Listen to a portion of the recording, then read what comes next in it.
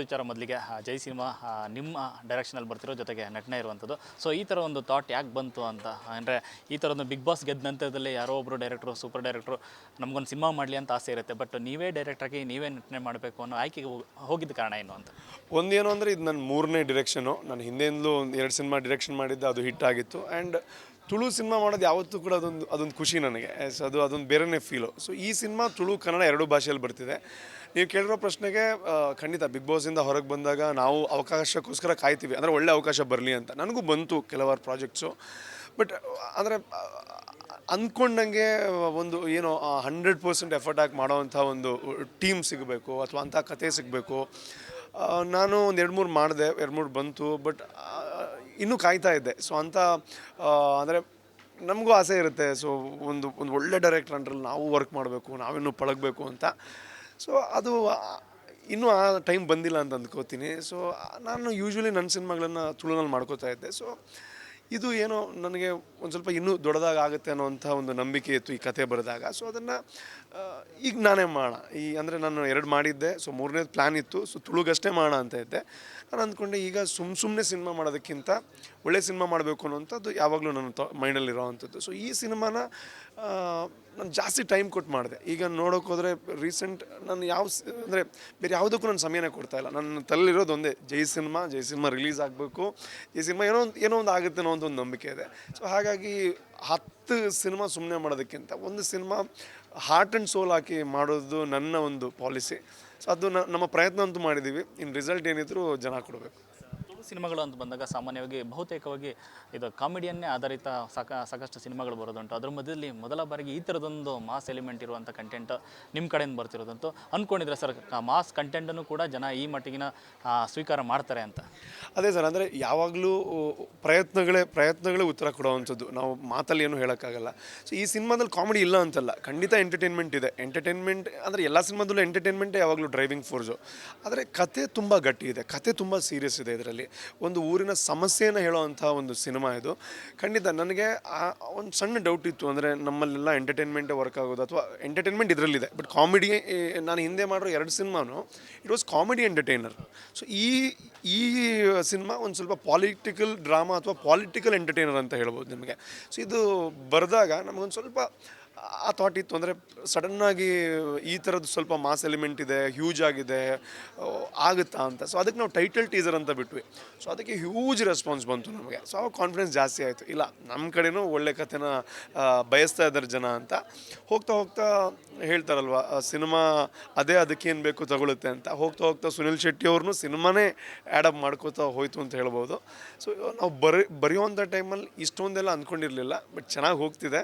So November 14ಕ್ಕೆ ಇನ್ನೂ ಚೆನ್ನಾಗಿ ಆಗಬೇಕು ಅಂತ ದೇವರಲ್ಲಿ ಬೇಡ್ಕೋತೀವಿ.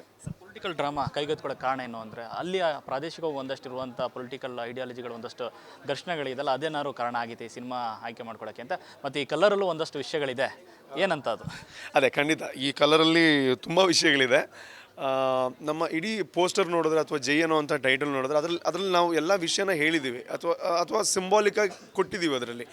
ಸೊ ಈ ಕಥೆ ಬರೆಯೋದಕ್ಕೆ ಏನು ಇನ್ಸ್ಪಿರೇಷನ್ ಅಂತ ಅಂದರೆ, ಈ ಥರದ ಘಟನೆಗಳು ತುಂಬ ಕಡೆಗಳಲ್ಲಾಗಿದೆ. ಇದು ಒಂದೇ ಕಡೆಯಲ್ಲಿ ಆಗಿರುವಂಥ ವಿಚಾರ ಅಂತಲ್ಲ. ನೀವು ನಿಮ್ಮೂರಲ್ಲೂ ಇಂಥ ಘಟನೆಗಳಾಗಿರ್ಬೋದು. ಸೊ ನಮ್ಮ ಜನರು ಹೆಂಗೆ ಅಂತಂದರೆ, ಅವರು ಯಾರಿಗೆ ಸಪೋರ್ಟ್ ಮಾಡ್ತಾರೆ, ಅವ್ರು ಎಷ್ಟೇ ಕೆಟ್ಟ ಕೆಲಸ ಮಾಡಿದ್ರು ಅದನ್ನು ಯಾವಾಗಲೂ ಬೆಂಬಲಿಸ್ತಾರೆ.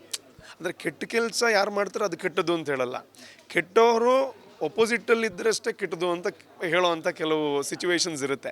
ಬಟ್ ಇದರಲ್ಲಿ ಹೆಂಗಿದೆ ಅಂತಂದರೆ, ನೀವು ಬೆಂಬಲಿಸೋರು ಮಾಡೋವಂಥ ಕೆಟ್ಟ ಕೆಲಸದಿಂದ ನಿಮ್ಮ ಮನೆಗೆ ತೊಂದರೆ ಆದಾಗ ಆವಾಗ ಏನಾಗುತ್ತೆ ಅನ್ನೋವಂಥದ್ದು ಈ ಸಿನಿಮಾ. ಸೊ ಆವಾಗ ಏನು ಲೀಡ್ ರೋಲಲ್ಲಿರೋವಂಥ ಕ್ಯಾರೆಕ್ಟರ್ ಇದೆ, ಆವಾಗ ಅವ್ನು ಹೆಂಗೆ ರಿಯಾಕ್ಟ್ ಮಾಡ್ತಾನೆ. ಸೊ ಬೇರೆಯವ್ರಿಗೆ ತೊಂದರೆ ಆದಾಗ ಅವನು ಯಾರಿಗೆ ಬೆಂಬಲಿಸ್ತಾ ಇದ್ದ, ಸೊ ಆವಾಗ ಅವನು ಹೆಂಗೆ ರಿಯಾಕ್ಟ್ ಮಾಡ್ತಿದ್ದ, ಅದರಿಂದ ಅವನ ಮನೆಗೆ ತೊಂದರೆ ಆದಾಗ ಅವ್ನು ಹೆಂಗೆ ರಿಯಾಕ್ಟ್ ಮಾಡ್ತಾನೆ, ಆವಾಗ ಅವ್ನಿಗೆ ರಿಯಾಲಿಟಿ ಹೆಂಗೆ ಅರ್ಥ ಆಗುತ್ತೆ ಅನ್ನೋವಂಥದ್ದೇ ಇದರ ಒಂದು ಥ್ರೆಡ್ ಅಂತ ಹೇಳ್ಬೋದು. ಸೊ ಇದಕ್ಕಿಂತ ಜಾಸ್ತಿ ಹೇಳಿದ್ರೆ ಸಿನಿಮಾನೇ ಹೇಳ್ದಂಗೆ ಆಗುತ್ತೆ. ಜೈಕಾರ ಅನ್ನುವಂಥದ್ದು ಭಾಳ ಪ್ರಮುಖವಾಗಿದೆ. ಯಾಕಂದರೆ ಒಂದು ಜೈಕಾರ ಒಬ್ಬ ನಾಯಕನಾಗಿ ಸೃಷ್ಟಿ ಮಾಡ್ಬೋದು. ಆ ನಾಯಕ ಒಳ್ಳೆಯವನಾಗಿರ್ಬೋದು, ಕೆಟ್ಟವನಾಗಿರ್ಬೋದು. ಆ ಥರದೊಂದು ಪವರ್ಫುಲ್ ಜೈಕಾರ ಅದು. ಸೊ ಇವತ್ತಿನ ಪೀಳಿಗೆ ನೋಡೋದಾದರೆ ಆ ಜೈಕಾರದಿಂದ ಎಷ್ಟೋ ನಾನ್ಸೆನ್ಸ್ಗಳಾಗಿದೆ. ಸೊ ಈ ಜೈ ಅನ್ನೋ ಪದಕ್ಕೆ ಬೇರೆ ಅರ್ಥ ಇದೆಯಾ ಈ ಸಿನಿಮಾ ಮೂಲಕ?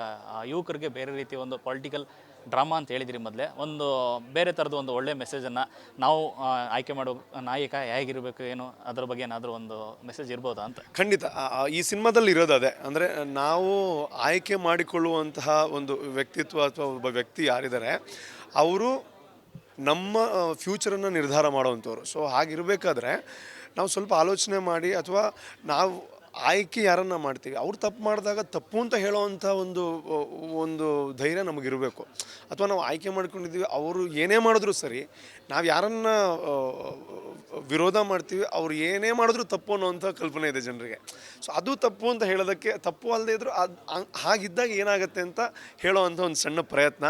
ಸೊ ಅದೇ ಇರೋವಂಥದ್ದು. ನಾವು ಯಾರನ್ನು ಆಯ್ಕೆ ಮಾಡ್ಕೋತೀವಿ ಅದು ನಮ್ಮ ಜೀವನಕ್ಕೆ ಎಷ್ಟು ಇಂಪಾರ್ಟೆಂಟ್ ಅನ್ನೋವಂಥದ್ದನ್ನೇ ಹೇಳೋದಕ್ಕೆ ಹೊರಟಿರೋವಂಥದ್ದು. ಕರಾವಳಿ ಅನ್ನೋದು ಹಾಟ್ಸ್ಪಾಟ್ ಪೊಲಿಟಿಕಲ್ ವಿಚಾರ ತಗೊಳ್ಳೋದಾದರೆ, ಸೊ ಅದೆಲ್ಲನೂ ಬ್ಯಾಲೆನ್ಸ್ ಮಾಡಿದ್ದಾರಾ ಈ ಸಿನಿಮಾದಲ್ಲಿ ರೂಪೇಶ್ ಅವರು? ಇಲ್ಲ, ಇಲ್ಲಿ ಏನು ಗೊತ್ತಾ ಅಂದರೆ ಇದರಲ್ಲಿ ಬ್ಯಾಲೆನ್ಸ್ ಮಾಡೋದಕ್ಕೆ ಎಲ್ಲೂ ಹೋಗಿಲ್ಲ. ಬಟ್ ಒಂದು ಥಾಟ್ ಇತ್ತು, ಅಂದರೆ ಇದು ಯಾವ ಪಾರ್ಟಿಗೂ ಕನೆಕ್ಟ್ ಆಗಬಾರ್ದು. ಇದನ್ನು ಜನ್ರಲಾಗಿ ಹೇಳೋವಂಥ ವಿಷಯ. ಸೊ ಹಾಗಾಗಿ ಒಂದು ಫ್ಲ್ಯಾಗ್ ಬರಬೇಕಾದ್ರೆ ಅಥವಾ ಒಂದು ಕಲರ್ ಬರಬೇಕಾದ್ರೆ ನಾವು ಇಷ್ಟೊಂದೆಲ್ಲ ವರ್ಕ್ ಮಾಡಿದ್ದೀವಿ. ಓಕೆ, ಈ ಫ್ಲ್ಯಾಗಲ್ಲಿ ಈ ಕಲರ್ ಬಂದರೆ ಯಾವ ಪಾರ್ಟಿ ಕನೆಕ್ಟ್ ಆಗುತ್ತೆ, ಇಷ್ಟೊಂದು ರಿಸರ್ಚ್ ಮಾಡಿದ್ದೀವಿ.